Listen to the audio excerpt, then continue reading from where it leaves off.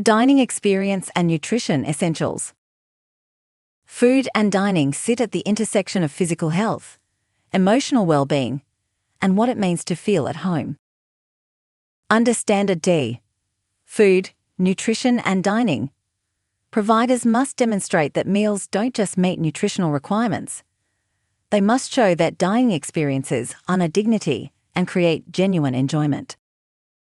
This matters because when we sit down to eat, we're not just consuming calories. We're participating in ritual, connection, comfort, and culture.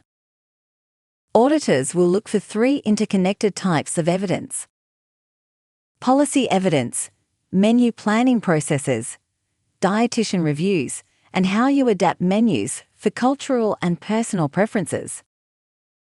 Practice evidence, observations of actual mealtimes, staff interactions, and resident satisfaction in the moment. Feedback evidence, how you collect, genuinely listen to, and act upon what residents tell you. In daily operations, this looks like menus reviewed by qualified dietitians at least annually. Residents meaningfully involved in menu design through meetings or surveys, not tokenistic consultation. Food safely stored and clearly labelled, with texture-modified options, properly marked. Hydration and snacks accessible throughout the day, not just at set mealtimes. Dining environments that feel relaxed, social, and respectful, not institutional.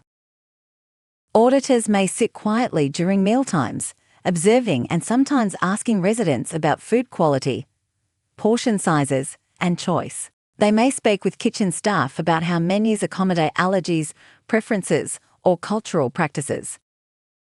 Common gaps that emerge aren't usually about food quality itself. They're about documentation of resident feedback, or slow responses when someone raises a concern about meals. Simple, human actions, like noting what was said, showing what you changed, and closing the loop, can transform your evidence.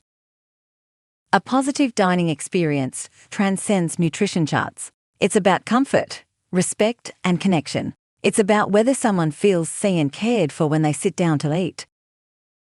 When people genuinely enjoy mealtimes, something beautiful happens. Nutritional outcomes improve and satisfaction deepens. They're not separate goals. They're intertwined. Your evidence doesn't need to be elaborate or complex. It needs to be real, visible, and person-centered. It needs to show that you're paying attention, that you care, and that you're willing to adapt when something isn't working. Because at the end of the day, food is memory, culture, pleasure, and home. And everyone deserves to feel that every single day.